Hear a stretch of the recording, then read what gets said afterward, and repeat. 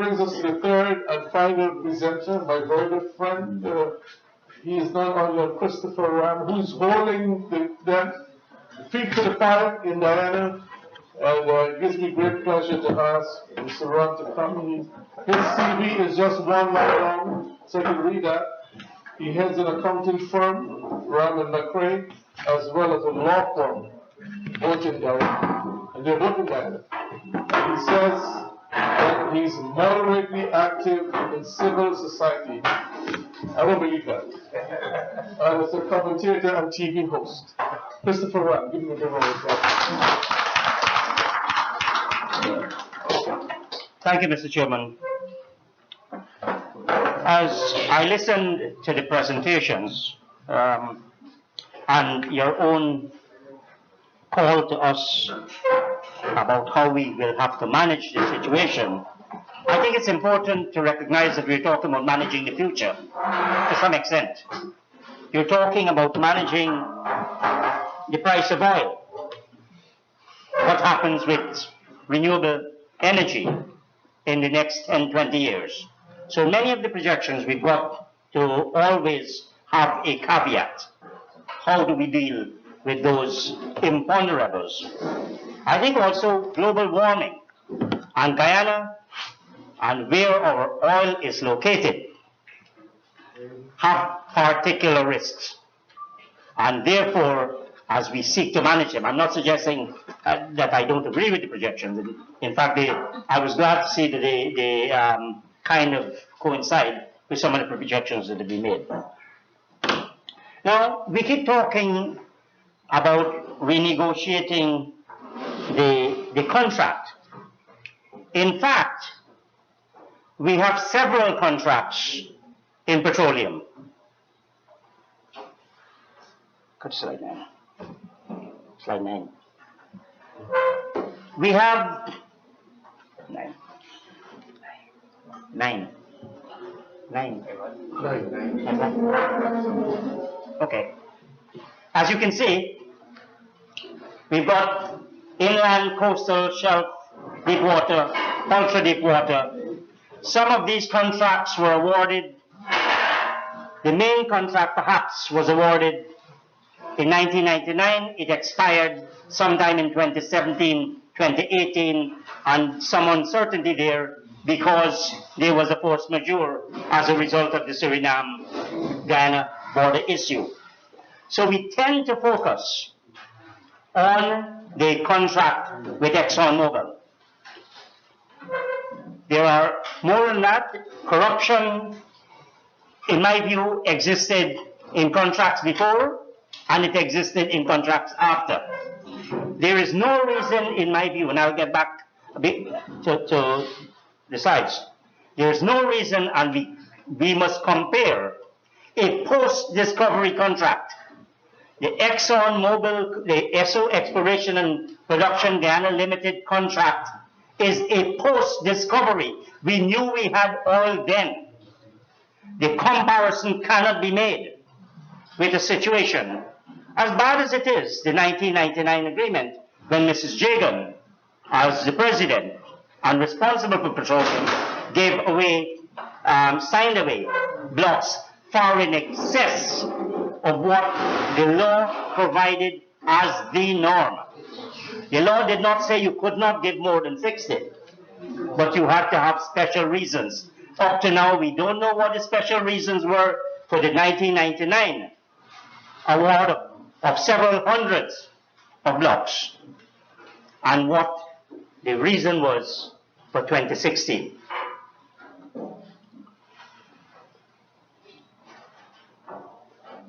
Slide 8. ExxonMobil. The map showing the distribution of the blocks. ExxonMobil, or the correct name for the company that is operating in Guyana, is Esso Exploration and Production Guyana Limited, a subsidiary of a Bahamas company. It is not ExxonMobil, but I would advise you, if you keep the pressure up, keep it on ExxonMobil, because that's the one everybody knows about. What has happened is that as operator, ExxonMobil controls 55% of the blocks that have been awarded so far.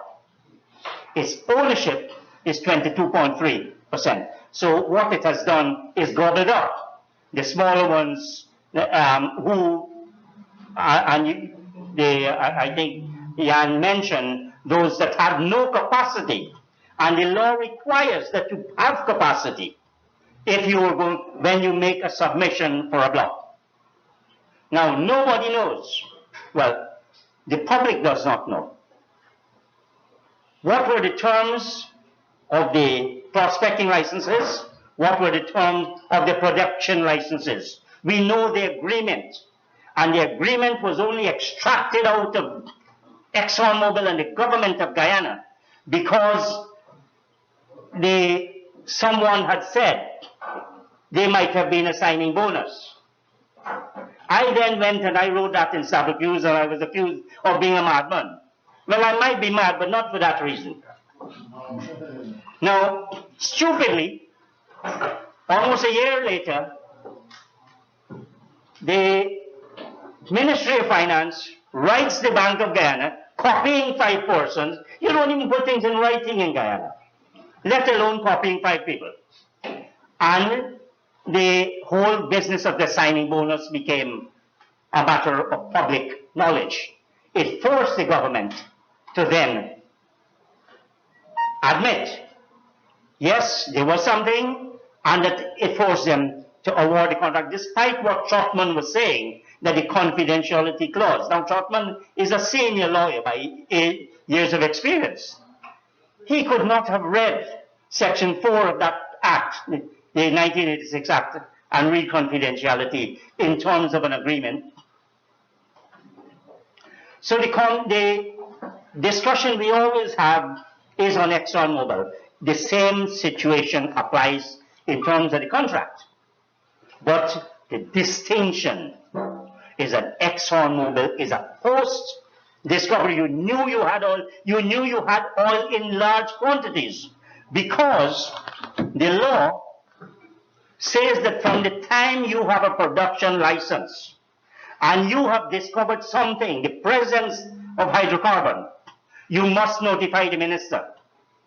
Under Section 30, he then says you've got to notify him forthwith, which means in a matter of days. You know, like the no confidence motion in a matter of days. You've got to notify him. He then says, okay, go and do an appraisal well. So there is no question that the PPP and the APNU AFC knew that oil had been discovered in commercial quantity at that stage, at the time of the elections. No question about it. So there has been a collusion, by our collusion of silence, collusion with the oil companies when it comes to our property. If you read the Petroleum Act, which was the 1939 Act, I think most of it was repealed in 1986 when we had the new Act under Desmond Hoyt, and it was brought by Hassan Paris. The one particular clause that remains, section that remains, petroleum resources, the hydrocarbon resources of the nation belongs to the state. Yet what we have is being negotiated privately. Mrs. Jagan signed an agreement in 1999. Nobody knew about it, or most people did not know about it until many, many years after. Now you can blame civil society. Maybe we should have been more alert. But surely they have a duty to publish these things, contracts you enter on behalf of. You are giving land areas that affect shipping, that affects fishing, and you're not going to publicize anything. Now, how we got there, slide 13 of 14, Ralph. Ralph is my brother-in-law and my computer assistant. Keep him close. Yes. He knows all the secrets. Now, you can see, that's the timeline of from 1938. That's where we were with legislation. Since 1997, Despite the finding of oil, we have not changed a single piece of petroleum legislation, not a single piece. And those are the people we vote for to the government of Guyana. They come here, we give them money, and they hide all of this from us. Since 1997, we had the Natural Resources Fund, which is about the money, puts it under the control of the Minister of Finance. We had the Petroleum Commission. We don't know where that is. It's languishing in the National Assembly. The President has since set up the Department of Energy. We don't know if one is overriding the other. No policy statement. No legislation. When is it going to happen? The horse has already bolted. If you look at the maps, we've given out most of the blocks. If you were to get the blocks of the whole country, and there is such a thing. We ignore under the Act, you have a particular person who is responsible for petroleum operations, the head of the petroleum unit of the GGMC. We've ignored that. Let's go around. Sorry. Problems with the petroleum agreement. Problems with the agreement. It's slide 29.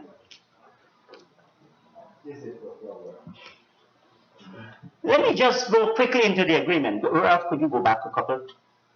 Yes, the 2016 agreement. It's a production sharing agreement, which says essentially you enter into this agreement, you operate, we share profit.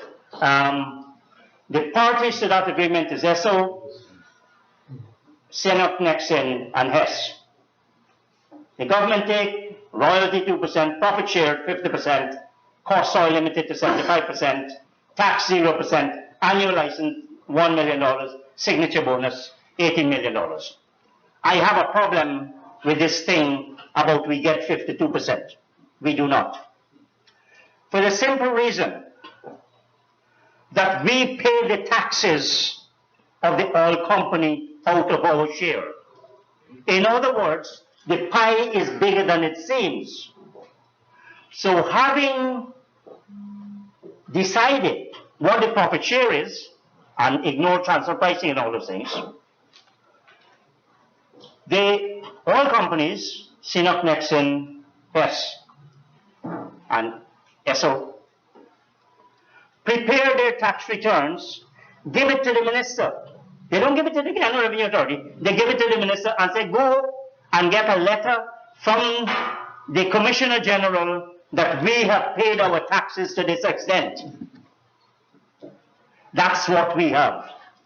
And it's perfectly legal because Section 51 of the Petroleum Exploration and Production Act says that you can waive the provisions of a whole number of acts in relation to petroleum operations.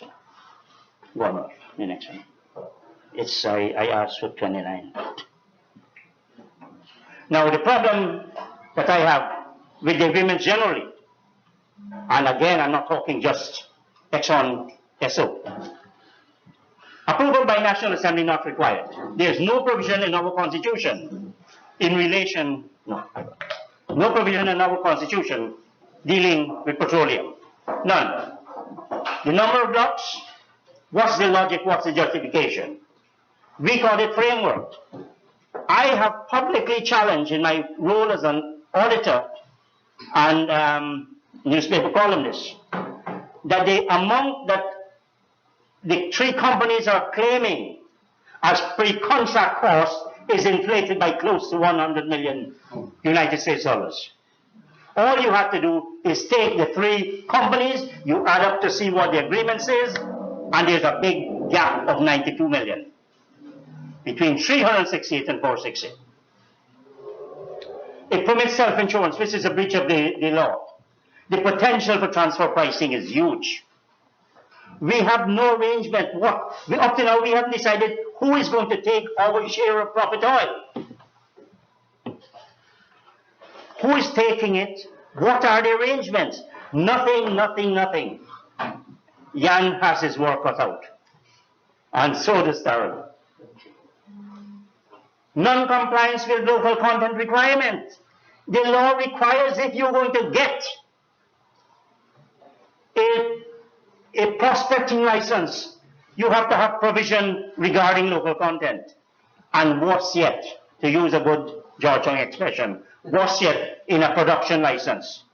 And what does our minister say? Oh, don't take your time, we're working on something. The law is being broken in relation to blocks, self-insurance, non-compliance with local content requirement. We have poor environmental safeguard. Our taxation clause is abominable. It says it discriminates. It says all companies are not subject, in effect, to taxation. And we have a strange provision. If it's disallowed under the agreement, they talk about audit. But if it's disallowed under the agreement, it might actually work to the oil company favor. Because once it's an expense wholly and exclusively incurred in the production of income, and that's what they're going to claim, then they're going to get 100% rather than shared expense with government. It's a little bit of a technical point. There's low or no oversight. We were told that the young man who was appointed to head, he will learn the job 6 months after he hadn't read the contract. So it's taking a little time for him to learn the job. Jan made the correct point about ineffective ring fencing.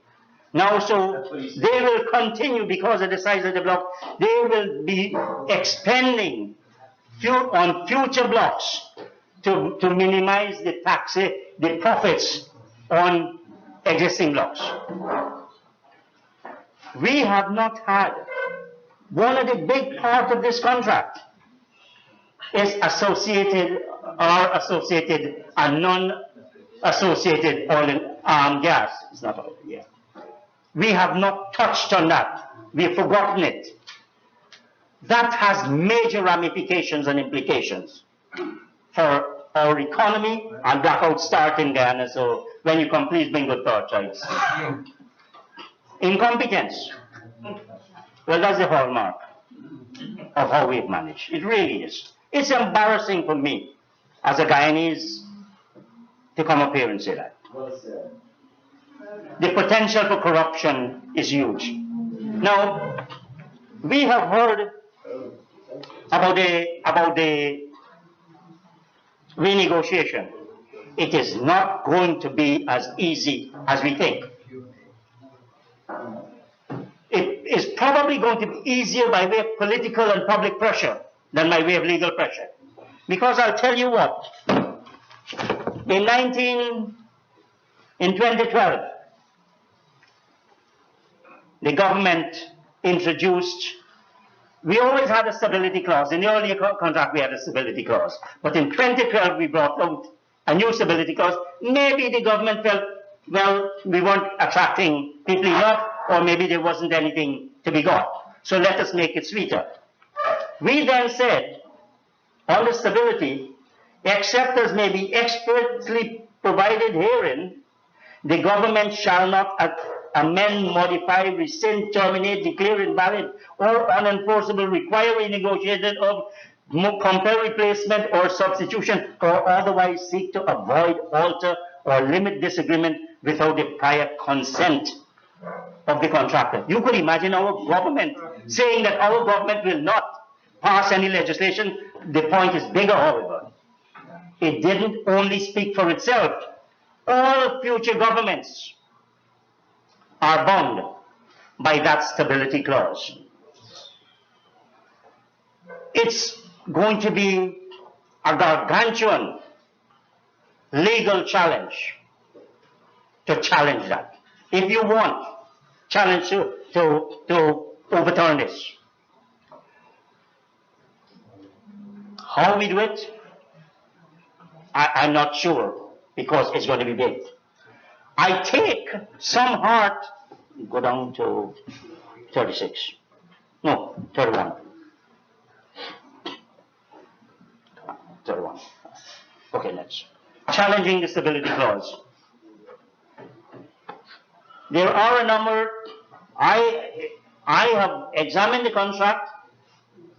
I believe the minister acted ultra-virus. First of all, He is legally empowered to enter into a petroleum agreement. But is he empowered to bind the government of Guyana in perpetuity? Clearly not. He acted ultra vires, and there are specific provisions of the law that the minister has violated. So clause 32, and I take hope, there are lots of and you know who write these agreements, and the same people who wrote this stability clause. In Israel, the movement for quality government in Israel versus the Prime Minister brought a stability clause for 10 years overturned. And I like the circumstances, because the person who went there to argue for it, that look, we need the stability clause, was no less than Prime Minister Benjamin Netanyahu. And the judges said to him, Mr. Prime Minister, oh, he pleaded security. He said, the judges said, Mr. Prime Minister, on security, we will not even question you. But on the law, you go back and fix it. When you fix it, then we will look at it again. And he had to fix it. The issue that touched on binding of future parties. We are in a very difficult situation, and we will have to get the best kind of resources, but I still believe the public resources. Let's go to the roll of dice for 36. 36. Look, I know I came here, right? And I should talk a little bit to you. We have said, however, the numbers are subject to all kinds of things, but there's probably close to 80 trillion Guyana dollars involved in this contract. Gross. Many of you are business people. Investment opportunities, direct and indirect, financial services, engaging in agriculture. We're already seeing the Dutch disease. You look at the whole East Bank corridor. Look at the show areas. Look at fishing. Dutch disease is already playing its part. You, as investors, you as people with some financial resources, there are lots of possibilities, job opportunities, health and other social services, construction, housing, roads.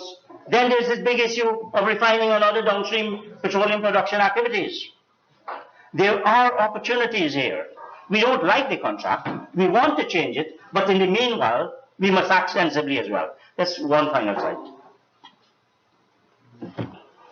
I am glad, and I thank everybody who organized this today, because we need to get the kind of, and Jan and Darren have been doing this. We need more work, the professional and technical analysis, the legal analysis. Yes, law firms, Jan, I have not yet been brought out. Let me tell you on the legal thing. Yes. But it sounds like a joke, but I was actually approached whether I would accept appointment as taxation advisor to one of the oil companies. I can't be writing bad about things about you, and then it's not that easy. The second one, the advocacy activities, and Jan mentioned that. We got to start writing. We got to get to these newspapers. We got to get to the European bodies, the civil society organizations. Make our voices heard. Buy some shares. Go to shareholders meeting. Associate with the shareholders group in these oil companies. Because even if you're not able to persuade if you're not able to persuade Exxon, you might be able to persuade Sinop Nexen. Or you might be able to persuade the shareholders of Hess. We ought to be doing that. You ought to help. I am thinking legal intervention. This thing is going to cost money. It's not going to happen on the cheap. The resources that those oil companies have make our own economies dwarf into insignificance. Yeah. Mm-hmm. So if we really want to challenge them, we got to find out, for example, who argued the case in Israel. And there are other countries, I think in Nigeria, there was one. So we have, the information is there. This contract is so lopsided because one of the other grounds that I didn't mention, undue influence.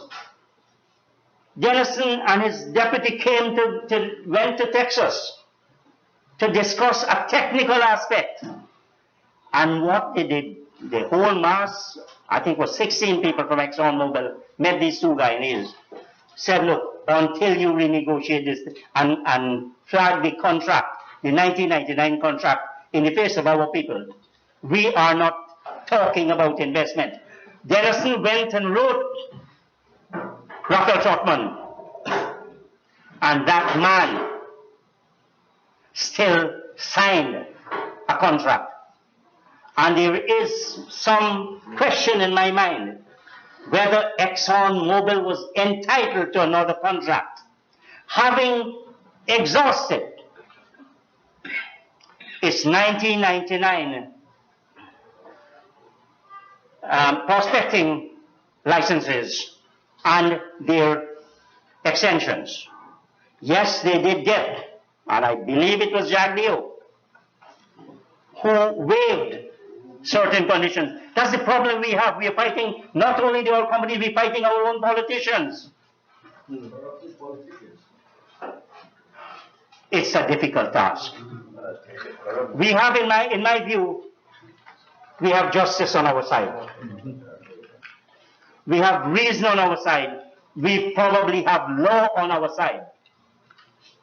Let us use each one of those to bring about this, because this is not about us in this room. This is about our children and our grandchildren and the future of our country called Guyana. Thank you very much. Very good.